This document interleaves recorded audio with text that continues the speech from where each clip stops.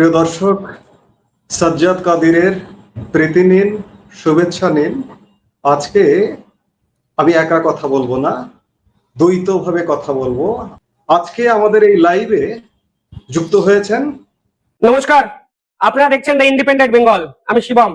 সকলকে নতুন বছরের শুভেচ্ছা। নতুন বছর সকলের খুব ভালো কাটুক।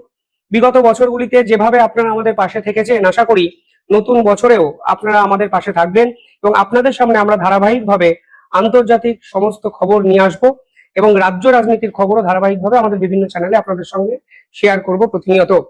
বাংলাদেশে কালকে গেছেন ভারতবর্ষের বিদেশমন্ত্রী ডক্টর জয়শঙ্কর, এবং ডক্টর জয়শঙ্কর যাওয়ার পরেই বাংলাদেশের রাজনৈতিক পরিস্থিতি সম্পূর্ণ বদলে গেছে। প্রথমে দেখলাম বাংলাদেশের দুই উপদেষ্টা ডক্টর জয়শঙ্করের সঙ্গে একটি বৈঠক করলেন, এবং এই উপদেষ্টাদের মধ্যে উল্লেখযোগ্য উপদেষ্টা হলেন আসিফ নজরুল, যিনি দাবি করেছিলেন বাংলাদেশে নাকি 26 লক্ষ ভারতীয় কাজ করেন। বাংলাদেশের যত ধরনের উপদেষ্টারা আছেন তার মধ্যে সব থেকে ভারত বিরোধিতার তকমা যদি দেওয়া হয় তাহলে এই আসিফ নজরুল 1 নম্বর জায়গায় থাকবে। কালকে ডক্টর জয়শঙ্করের সঙ্গে বৈঠকের সময় তার আচরণ, তার যে শারীরিক অঙ্গভঙ্গি একটা জিনিস প্রমাণ করে দিচ্ছে যে দক্ষিণ এশিয়ায় আসল বাঘ যে ভারত, তা আসিফ নজরুল জানেন। এবং যেভাবে ডক্টর জয়শঙ্করের সামনে তিনি কাচুমাচু হয়ে বসেছিলেন, তাতে আর যাই হোক তার লম্বা চওড়া কথাগুলো অন্তত আর প্রকাশ্যে মানায় না। ভারত কিন্তু কালকে পরিষ্কার বুঝিয়ে দিয়েছে যে দক্ষিণ এশিয়ার রাজনীতিতে ডিসাইডিং ফ্যাক্টরের নাম একমাত্র ভারত, কোনো দালাল পাকিস্তান কিংবা মোহাম্মদ ইউনূস নয়। কালকে শুধুমাত্র ডক্টর জয়শঙ্করের সাথে বাংলাদেশের উপদেষ্টা দেখা করেছেন তা নয়, পাকিস্তানের স্পিকারও কিন্তু ডক্টর জয়শঙ্করের সঙ্গে দেখা করেন। এবং বিএনপির তারেক রহমান, আপনারা জানেন, যার মা খালেদা জিয়া, তার স্মৃতিতে কিন্তু কালকে ভারতের পক্ষ থেকেও একটি মুখ বন্ধ খামে নরেন্দ্র মোদী বার্তা পাঠিয়েছেন, এবং সেই মুখ বন্ধ খামে কি লেখা আছে সেটাও আমি আপনাদেরকে আজকে দেখাবো এক্সক্লুসিভলি। কিন্তু ইম্পর্টেন্ট বিষয় হলো, ডক্টর জয়শঙ্কর যখন বিএনপির সঙ্গে এই মিটিং গুলো করছেন, তখন জামাতের সর্বোচ্চ নেতা একটি বাইট দিয়ে বসেন রয়টার্সকে। তিনি বলেন ভারতের কূটনীতিবিদ একটি গোপন বৈঠক জামাতের সঙ্গেও করেছেন, কিন্তু কি বিষয়ে কথা হয়েছে তা প্রকাশ্যে বলা যাবে না। এবার ভাবুন, যেই জামাত বরাবর ভারত বিরোধী, যে জামাত বরাবর পাকিস্তানকে তোল্লাই দিয়ে চলে, এমনকি 1971 সালের মুক্তিযুদ্ধতে সরাসরি পাকিস্তান সেনাবাহিনীও দালালি করেছে, সেই জামাত এখন ভারতের কাছে আসার জন্য বা ভারতের ক্লোজড এস্টাবলিশ করার জন্য কালকে কিন্তু গোপন বৈঠকের কথা বলে দেন।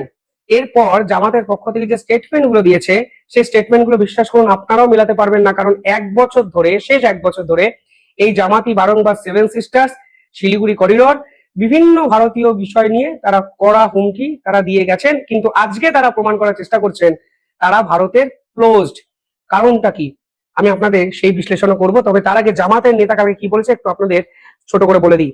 কালকে জামাতের নেতা পরিষ্কার বলেছেন যে এবছরের শুরুতে আমার সাথে ভারতীয় কূটনীতিবিদের একটি গোপন বৈঠক হয়েছে, কিন্তু ভারতের ওই কর্মকর্তাটি গোপন বৈঠকটি বিষয়ে প্রকাশ্যে আনতে বারণ করেছিলেন। এবার পরিষ্কার তিনি বলেন যে আমার কাছে অনেক কূটনীতিবিদই আসেন, তাতে সমস্যাটা কোথায়? এবং এটা বলছেন তিনি যে আমাদের সবার কাছে একে অপরের কাছে উন্মুক্ত হতে হবে, আমাদের সম্পর্ক উন্নয়ন ছাড়া আর কোনো বিকল্প নেই। বাংলাদেশের ভোট 12ই ফেব্রুয়ারি।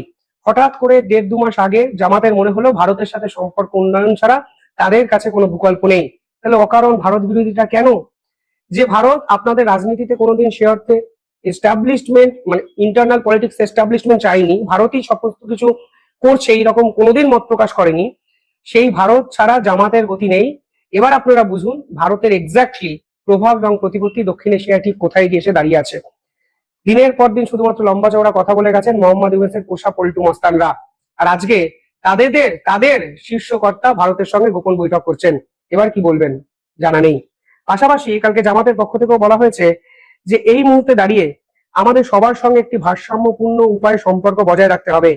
আমরা কোনো একটি দেশের দিকে ঝুঁকে পড়বো সেরকম নয়, অর্থাৎ তারা যে পাকিস্তানের দিকে ঝুঁকে পড়ছে সেই বিষয়টি নয়, তারা ভারতের সঙ্গেও সম্পর্ক বজায় রাখছে। এবং পাশাপাশি এই যে বৈঠক হয়, এই বৈঠকের পর জামাতের যে পলিটিক্স, সেই পলিটিক্সেও কিন্তু বদল আসে। হঠাৎ করে জামাত হিন্দু প্রার্থীর নাম ঘোষণা করে বসে। জামাতের যে রাজনৈতিক সংস্কৃতি তার সঙ্গে হিন্দুত্বের আকাশ পাতাল পার্থক্য, কিন্তু জামাত খুলনা 1-এ কৃষ্ণ বলে এক ভদ্রলোককে দাঁড় করিয়ে দিয়েছেন যিনি হিন্দু। অর্থাৎ জামাত কিন্তু ভোট ব্যাংকের রাজনীতিতে ঝাঁপিয়ে পড়েছে এবং তাদের টার্গেট হিন্দু ভোট এবং তাদের টার্গেট আওয়ামী লীগের সেই 20 থেকে 25% বা 35 থেকে 40% লয়াল ভোটার।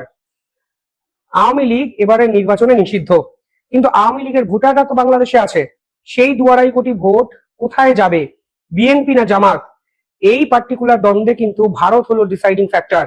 ভারত যাকে সাপোর্ট করবে সেই ভোট কিন্তু সেই দিকেই যাবে, কারণ আওয়ামী লীগের ভোটাররা অত্যন্ত লয়াল আওয়ামী লীগের প্রতি, এবং তারা ভারতবর্ষের যে অবদান সেটাকে সম্মান করে, ভারতীয়দের শ্রদ্ধা করে, এবং সর্বোপরি শেখ হাসিনাকে যেভাবে ভারত শেষ বিন্দু অব্দি সমর্থন করছে তার প্রতিও কিন্তু কৃতজ্ঞতা আওয়ামী লীগের লয়াল সাপোর্টারদের আছে। তাহলে এই অবস্থায় দাঁড়িয়ে জামাত যদি ভারত বিরোধিতা করত, তাহলে কিন্তু সেই 35% ভোট তারা হারিয়ে ফেলতো, এবং ভোটের ময়দানে সেই ভোট তারাই পাবে যারা ভারতপন্থী নিজেদের এস্টাবলিশ করতে পারবে।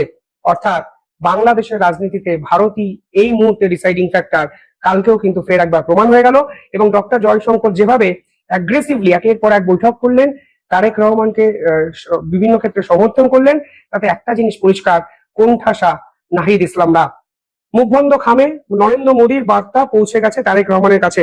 সেই বার্তাটা এখন আমি নিজেও দেখছিলাম, একটু ইমোশনাল বার্তা। এবং বাংলাদেশের রাজনীতিতে ভারতের ফুটপ্রিন্ট যে শুধুমাত্র শেখ হাসিনার সময় ছিল তা কিন্তু নয়।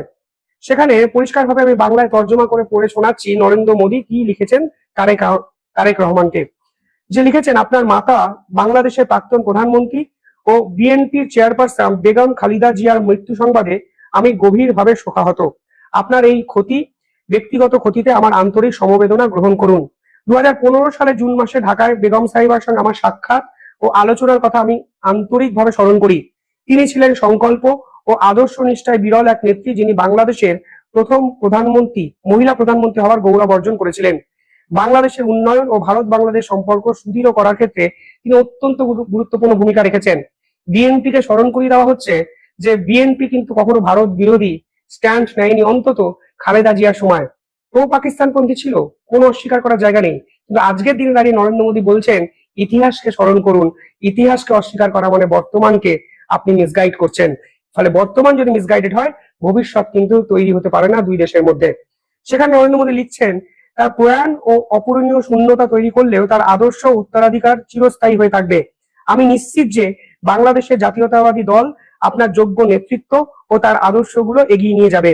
ইম্পর্টেন্ট বিষয় হলো শেষ প্যারাটা, যেখানে উনি লিখছেন, এই জাতীয় শোকের মুহূর্তে বাংলাদেশের জনগণের প্রতি আমার সহমর্মিতা জ্ঞাপন করি, যারা ইতিহাসে বরাবরই তাদের অসাধারণ শৌর্য ও মর্যাদার পরিচয় দিয়েছে। ভারত বারবার ইতিহাসকে স্মরণ করিয়ে যাচ্ছে বাংলাদেশকে। কোন ইতিহাস? যে ইতিহাস বাংলাদেশ মুছে দিতে চাইছে তাদের পাঠ্য বই থেকে। 1971 সালের মুক্তিযুদ্ধের ইতিহাস, স্বাধীনতার ইতিহাস, গৌরব গাথার ইতিহাস, ভারতীয় সেনা এবং বাংলাদেশ সেনার যৌথ লড়াইয়ের ইতিহাস, পাকিস্তানের হানাদারি শক্তিকে পরাস্ত করার ইতিহাস, এবং গোটা বিশ্বকে ভারত এবং বাংলাদেশের যৌথ লড়াইয়ের সংগ্রামের চিত্র তুলে ধরার ইতিহাস। সেই ইতিহাস ভারতের প্রধানমন্ত্রী কালকে ভারতের সেনার মতোই মনে করিয়ে দিলেন বাংলাদেশের নাগরিকদের। ফলে এই যে পার্টিকুলারলি চিঠিটি, এর জিওপলিটিক্যাল সিগনিফিকেন্স একটা জিনিস পরিষ্কার করে দেয় যে ভারত কিন্তু কোনো অবস্থাতেই এই মুহূর্তে বাংলাদেশের যে মাটি, সেই মাটি থেকে দূরে নেই। কোনো অবস্থাতেই চীন কিংবা পাকিস্তানকে বাংলাদেশের মাটিকে ব্যবহার করার জায়গা ভারত 100% তুলে দেবে না। Wait and see. ফেব্রুয়ারিতে নির্বাচন, তারপরে ভারত বিরোধী কোনো সরকার এই বাংলাদেশের সরকারে থাকবে না, তা এক প্রকার কিন্তু নিশ্চিত হয়ে যাচ্ছে ডক্টর জয়শঙ্করের এই বৈঠক। তো হ্যালো বন্ধুরা, আশা করি সবাই ভালো আছেন। আজকে যে বিষয়গুলো নিয়ে আলোচনা করতে এলাম সেটা মূলত বাংলাদেশের ব্যাপারে। প্রথমেই বলে রাখি, এই মুহূর্তে বাংলাদেশকে যেরকমভাবে দেখা যাচ্ছে তাতে এক কথায় বলা যেতে পারে মেরুদণ্ডহীন বাংলাদেশ। কারোর কোনো ক্ষমতা নেই, শুধু একটাই ক্ষমতা আছে, ভারত বিরোধিতা করার। শেখ হাসিনা এই বাংলাদেশকে যেই জায়গায় পৌঁছে নিয়ে গিয়েছিলেন, সেটা আমরা একটু যদি ইতিহাস ঘাঁটি তাহলে দেখতে পাবো 2017 পর থেকে একটা সময় ডলারের দাম আমাদের ভারতীয় রুপিতে যা ছিল সেম ছিল হচ্ছে গিয়ে বাংলাদেশের টাকাতে। এই যে কিছু মানুষ আছে যাদের না ভালো হলে তারা চুলকায়, বাংলাদেশের মানুষজন হচ্ছে সেরকম। তাদের চুলকাচ্ছিল, প্রভূত উন্নতি হচ্ছিল, মেট্রো রেল, পদ্মা সেতু সহ্য হচ্ছিল না, কারণ তারা চায় বাংলাদেশ একেবারে গ্রামগঞ্জের মতো সারা জীবন ধরে থেকে যাক, পৃথিবী যতদিন বাঁচবে। কেউ একজন এর উন্নতি করার চেষ্টা করেছিল, তার জন্য বাংলাদেশকে একেবারে শেষ করে দেওয়া হলো। কেউ হেল্প করেনি, বাংলাদেশের কোনো মানুষ হেল্প করেনি, কোনো সৎসাহসী এসে দাঁড়ায়নি সামনে যে শেখ হাসিনা ভালো কাজ করছিলেন, ওনাকে রাখা হোক, করেনি। তার কারণ হচ্ছে ওনার ক্ষমতাই ছিল না, তার মানে মেরুদণ্ডহীন, সে প্রোটেস্ট করতে পারেনি। তারপর যদি আপনারা ছাত্র আন্দোলনে যে নেতারা সার্জিস আলম, হাসনাত, এদেরকে দেখেন, এরা সেই সময় বিরাট দাপট দেখিয়েছে, মেটিকুলাস ডিজাইন করে নিয়ে এসেছিলেন কাকে? একটা সুদখোরের বেটাকে বা সুদখোরকে। এই জিনিসগুলোর পর আপনারা আজকের ডেটে কি দেখছেন? তারা একে একে জামায়াতে ইসলামীর মধ্যে চলে যাচ্ছে। তারাও তাদেরই বেটা ছিল, শুধুমাত্র সেই সময় তাদেরকে নামানো হয়েছিল আলাদা একটা অংশগ্রহণকারী হিসাবে। এখন তারা মোহাম্মদ ইউনূসকে আনার পরেও যদি জামায়াতে ইসলামে চলে যেতে হয়, তাদের আর কোনো অস্তিত্ব না থাকে এনসিপির, তাহলে তাদেরও মেরুদণ্ড নেই। মেরুদণ্ড নেই মোহাম্মদ ইউনূসেরও, কারণ যদি থাকতো তাহলে এখন কেন কোথায় যাব, কোথায় পালাবো, তার খোঁজ খবর করতে হবে। বিএনপিকে এই মুহূর্তে রোকার ক্ষমতা নেই। মেরুদণ্ড ছিল না সেনাবাহিনীরও, তার কারণ যে দেশের নির্বাচিত প্রধানমন্ত্রীকে দেশ ছেড়ে চলে যেতে হয়, আর মেরুদণ্ডহীন সেনা প্রধান বলেন যে উনি চলে গেছেন, আমি এখন থেকে দায়িত্ব নিলাম, এবং দায়িত্ব নেওয়ার পরেও প্রচুর পুলিশ হত্যা হয়, প্রচুর মানুষ হত্যা হয় একেবারে জনসমাজে সামনে। তো সেক্ষেত্রে সেনাবাহিনীরও মেরুদণ্ড নেই। আপনারা বলুন আছে কি? থাকলে একবার জানাবেন যে কোন অ্যাঙ্গেল থেকে আছে। মেরুদণ্ড ছিল না বিএনপিরও।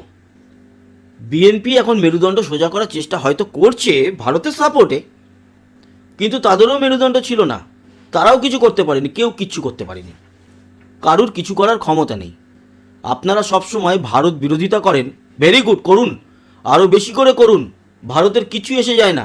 ভারত শুধুমাত্র চায় যেহেতু বাংলাদেশ ভারতের সংস্পর্শে আছে, সেখানে ভারত সবসময় এটুকু অন্তত চেষ্টা করবে যে আধিপত্য না থাকলেও বাংলাদেশের তরফ থেকে যেন ভারতের উপরে কোনো আক্রমণ না আসে, সম্পর্ক ঠিকঠাক জায়গায় থাকে। সেটা ভারত চেষ্টা করেছে, সবসময় চেষ্টা করেছে, বাংলাদেশ চেষ্টা করেনি।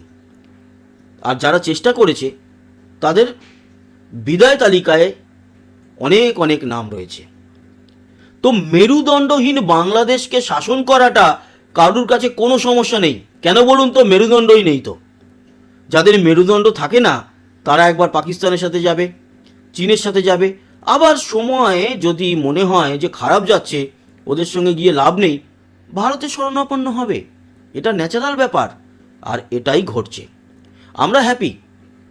চোখের সামনে উঠে দাঁড়ানো একটা দেশকে যখন দেখলাম এরকম ধসে পড়ে গেল, তখন এবং তারা ভারতকে এত ছোট করে তাদের মানে আমাদের যে জাতীয় সঙ্গীত তাকে অপমান করে, জাতীয় পতাকা তাকে অপমান করে বিরাট বড় বাঘ মেরেছি হিসাবে নিজেদেরকে বিরাট বড় মাপের একজন মানুষ বলবো না, জঙ্গি হিসাবে প্রেজেন্ট করলো। সে সময় বোঝা গিয়েছিল যে এরা আসলে ভারতের ক্ষতি তো করছে না, ভারতের ভালোই করছে। তার কারণ এই ধরনের ঘটনাগুলো ঘটলে বাংলাদেশের সরকার তো স্টেবল থাকবে না, নেই, চলেও গেছে। এখন যারা আছে তাদেরকে আপনারা ভালো করে জানেন, যাদেরকে আনা হয়েছে আপনারাই নিয়ে এসছেন। তো ব্যাপারটা কি দাঁড়ালো? আপনাদের যে শিল্প ছিল গার্মেন্টসের, সেটা কি আপনারা রাখতে পেরেছেন? পারবেন না। আমাদের ভারতের ভালো সমস্ত গার্মেন্টস কোম্পানিগুলো এখন আমাদের ভারতে সেখান থেকে সাপ্লাই করছে বিদেশে। আর আপনাদের মালপত্র যদি সাপ্লাই করতে হয় ওই মুম্বাই বন্দরে আসুন, ওখান থেকে সাপ্লাই করুন। কীরকমভাবে পেছন মেরেছে আপনাদেরকে, লজ্জা আপনাদের হবে না কেন জানেন তো? তার কারণ হচ্ছে আপনারা বা আপনাদের মধ্যে ম্যাক্সিমাম মানুষ অশিক্ষিত। তারা বিশ্ব রাজনীতি বোঝে না, তারা শুধু একমাত্র জানে হিন্দুদের বিরোধিতা করতে হবে। কারণ যেহেতু বাংলাদেশ একটি মুসলিম কান্ট্রি, সেক্ষেত্রে হিন্দুদের বিরোধিতা করতে গিয়ে আপনারা কি করেছেন? আপনারা নিজেরা আছলা বাঁশের উপর বসে পড়েছেন। আর মেরুদণ্ড তো আপনারা বিকিয়ে দিয়েছেন। মেরুদণ্ড যদি থাকতো তাহলে আপনারা কি করতেন? একটা দেশ হিসাবে আপনারা সেই দেশকে পাশে রাখবেন বা রাখতেন যারা আপনাদের পাশে রয়েছে। হ্যাঁ, কিছু খোটামুটি লেগেই থাকবে, অবভিয়াসলি, এটা ন্যাচারাল ব্যাপার। কিন্তু তার বাইরে গিয়ে আলোচনা করে সমস্ত কিছু ঠিক করা যেতে পারত। বাট আপনারা এমন ভারত বিরোধিতা করেছেন যে ভারতের সাধারণ মানুষদের থেকে আপনারা অনেক দূরে চলে গেছেন। তবুও একটা ভালো কথা বলি আপনাদের, ভারত সরকার এখনো পর্যন্ত বাংলাদেশের উপর থেকে তাদের যে নজর সেটা কিন্তু হাঁটায়নি।